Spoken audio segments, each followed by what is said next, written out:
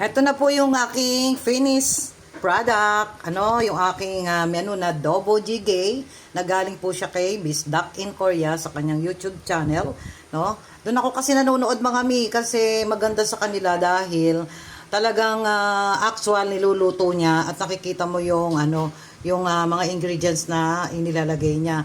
E pwede naman tayo mag-substitute kung wala tayo ng mga ibang dahil basta yung process lang nung sauce, yun ang dapat nating sundin dyan. So ilalagay ko po yung niyan, yung ingredients ko, ano yung mga inilagay ko dyan para kung gusto nyong gayahin po. Masarap po talaga, lalo na pag ganito yung panahon, kulimlim. Naku, napakasarap pong higupin ng sabaw. Nagdagdag po ako ng sabaw dyan, kaya nag-adjust din po ako sa inilagay kong mga takal na mga sauce. So, ayan na po mga mi. So, kakain na kami. Kaya lang, meron pa akong isang lulutuin, yung aking garlic okra. Garlic okra.